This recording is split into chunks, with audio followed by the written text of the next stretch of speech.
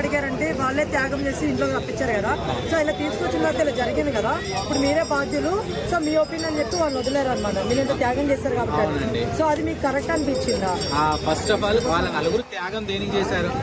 జనాలు అయితే బయటికి పంపించడానికి సంజనాన్ని బయటికి తీసుకెళ్ళలేదు కదా. బిగ్ బాసే తను ఒక సీక్రెట్ రూమ్ లో పెట్టి నేను మళ్ళీ కావాలి అంటే మీరు సాక్రిఫైస్ చేయాలి అని చెప్పారు.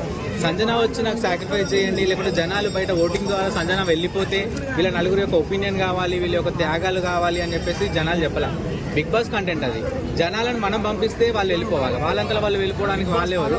వాళ్ళ యొక్క ఒపీనియన్ తో ఈ సంజన ఉండాలి అని చెప్పడానికి బిగ్ బాస్ కరెక్ట్ కాదు. అందులో జరుగుతుందని చెప్పింది కదా, తను జరగంది. మనము 24/7 చూసే వాళ్ళు ఉంటారు, 1 hour లైవ్ చూసే వాళ్ళు ఉంటారు.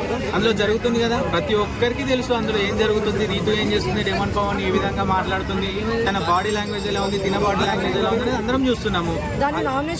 చెప్పాలి తన పాయింట్, తన హైలైట్ కావాలంటే ఎక్కడ చెప్పాలి, తనని ఎక్కడ కనబడినివ్వట్లేదు కదా. ఎగ్జాక్ట్లీ, ఎవరైనా సరే అందులో ఉన్న వాళ్ళు హైలైట్ అవ్వాలి అని అంటే ఫస్ట్ వాళ్ళకి కావాల్సింది ఏంటి? నామినేషన్స్ లో వాళ్ళు హైలైట్ అవ్వాలి. నామినేషన్ జరిగేటప్పుడే వాళ్ళు మాట్లాడాలి. ఉన్న ఒక 1 hour టీఆర్పీ వీక్ మొత్తం ఒక రేంజ్ లో ఉంటే నామినేషన్ రోజు ఇంకొక రేంజ్ లో ఉంటుంది. ఎవరికైనా ఉంటుంది. నాకు కనుక ఒక 10 మంది ముందే ఒకరు తప్పు చేస్తే వాళ్ళని పాయింట్అవుట్ చేసి మాట్లాడాలా, వాళ్ళ గురించి తప్పు చెప్తేనే కరెక్ట్ గా ఉంటుంది అని ఆలోచన చేస్తారు. పక్కకు పోయి తీసుకుపోయి బుజ్జగించడానికి ఆమె ఎవరు? ఆమె విన్ అవ్వడానికి వచ్చింది. మీరు మాత్రం విన్ అవ్వడానికి రాలేదా? మీరు మాత్రం చేస్తుంది నామినేషన్ లో. మరి పక్కకెళ్ళి వాళ్ళు నాతో మాట్లాడలేదు, వీళ్ళు నాతో సరిగ్గా లేరు, వీళ్ళని గేమ్ లో సపోర్ట్ చేయలేదు అన్నప్పుడు పక్కకెళ్ళి వీళ్ళు కూడా చెప్పొచ్చు కదా. చెప్పలేదు కదా, నామినేషన్స్ లోనే పెడుతున్నారు కదా. ఏ పాయింట్ అయినా నామినేషన్ లో పెట్టడం తప్పు కాదు. సంజన చేసింది కూడా తప్పు కాదని నా ఒపీనియన్. ఓకే అండి. అండ్ నెక్స్ట్ వచ్చేసి డిమాండ్ పవన్ ని అడిగారు, అందరి ఒపీనియన్ అడిగారు. మాకు అంత ఇండక్షనల్ గా పట్టుకున్నారని చెప్పి అనిపించలేదు మేడం అని చెప్పి అన్నారు. సో అది మీ ఒపీనియన్ లో ఏంటి? నిజానికి డిమాండ్ పవన్ చాలా కల్మషం లేని పర్సన్ అండి, డౌన్ టు ఎర్త్. తను మనలాంటి ఒక మామూలు మధ్యతరగతి కుటుంబం నుంచి వెళ్ళిన వాడే. సెలబ్రిటీ లైఫ్ ఎప్పుడు ఎంజాయ్ చేయలేదు. ఇలా ఇన్స్టా ఇన్ఫ్లుయెన్సర్ గా కొంచెం తన యొక్క ప్రతిభను చూపించుకుంటూ తను పైకి వచ్చిన వ్యక్తి. అంత అరగెంట్ అయితే అతను కాదు. కళ్యాణ్ తో పోల్చుకుంటే పవన్ అయితే అరగెంట్ కాదు. తను చాలా చూసి ఆచితూచి మాట్లాడతాడు. ఇంకొక విషయం చెప్పాలంటే డిమాండ్ పవన్ తనకి ఏమి తెలీదు. ఫస్ట్ ఆఫ్ ఆల్ నిష్పక్షపాతుడు అనమాట. తనకి ఏ విధంగా నేను ఈ విధంగా మాట్లాడాలి, ఈ విధంగా చేయాలి అని ముందు ప్రీ ప్లాన్ ఉండడు. ఆ రీతు చెప్తుంటే కూడా ఇది కాదురా బాబు ఇది అన్నా కూడా ఆయన బ్రెయిన్ ఎక్కడో ఆలోచిస్తుంటది.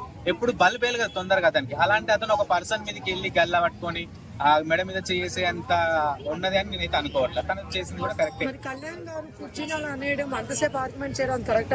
కళ్యాణ్ దే రాంగ్ అని చెప్తున్నాను. హేమంత్ పవన్ తో పోల్చుకుంటే కళ్యాణ్ దే రాంగ్. కళ్యాణ్ ఏంటి ఇన్ని రోజుల నుంచి లేని అరగెంట్, ఇన్ని రోజులు లేని కోపాన్ని ఇప్పుడు ఎందుకు తీసుకొస్తున్నాడు ఫైనల్ టైంలో?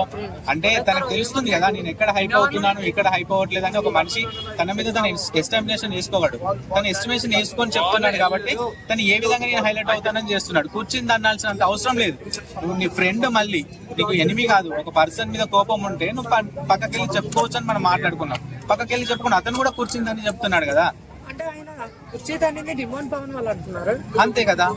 అతను రీతుకి, డిమాండ్ పవన్ కి, సంజనాకి ఈ యొక్క ఇన్సిడెంట్ లోనే తన ఆరోగ్యం అనేది చూపిస్తున్నాడు. తన పాయింట్ ఆఫ్ వ్యూ లో తన పర్సనల్ గా వచ్చినప్పుడు తను మాట్లాడతలేడు. పక్కన వాళ్ళ విషయాల్లో కళ్యాణ్ ఎక్కువ ఇన్వాల్వ్ అయిపోతున్నాడు. తనుజ గారు కెప్టెన్ అయ్యారు కదా ఆర్మీ కళ్యాణ్ గారు.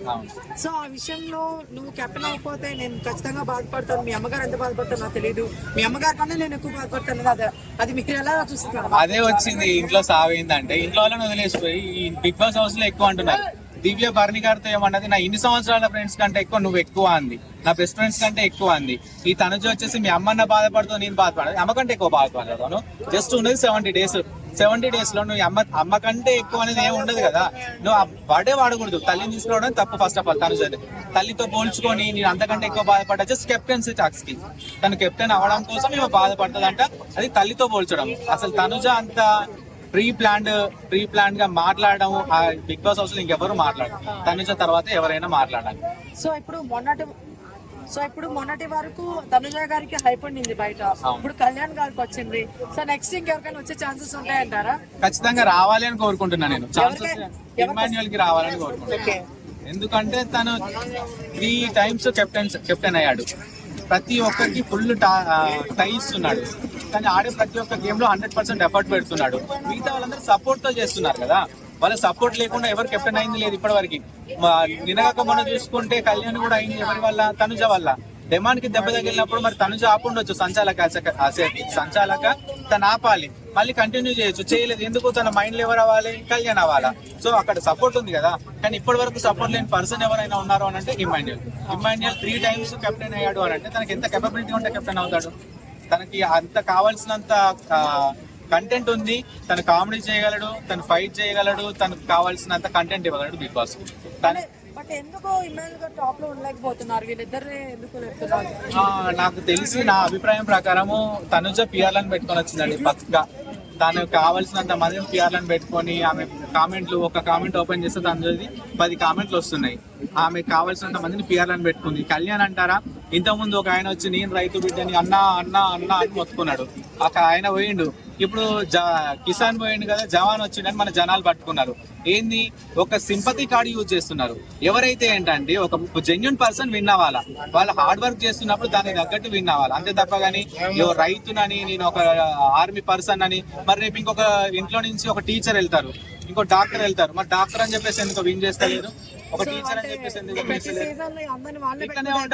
ఇట్లనే ఉంటది. ఇంకా కామన్ మ్యాన్ అని చెప్పి ఎవరిని ఒకరిని తీసుకురావడం, వాళ్ళని హైలైట్ చేయడము, కామన్ మ్యాన్ లను తీసుకోకపోతే టీఆర్పీ పెరుగుతుందని వాళ్ళు ఆలోచన చేయడము, అది కాదు. మనం ఏం నేర్పిస్తున్నాం బిగ్ బాస్ నుంచి, ఒక జెన్యున్ పర్సన్, ఒక 15 మంది ఒక ఫ్రెండ్స్ మనం ఉంటాము, ఫ్రెండ్స్ కలిసి ఉన్న వాళ్ళు ఒక 1 hour కలిసి ఉన్నప్పుడు అందులో ఒక చిన్న మిస్అండర్స్టాండింగ్ జరిగినా కూడా మాట్లాడకుండా వెళ్ళిపోతాం. కానీ వాళ్ళు 90 రోజులు కలిసి ఉంటున్నారు అంటే దాంట్లో ఎంతో కొంత నేర్చుకోవడానికి ఉంటున్నారు, దాన్ని చూపించాలి తప్ప కానీ దాన్ని తప్ప మిగతాదంతా టీఆర్పీ కోసం చూపించడం కాదు కదా.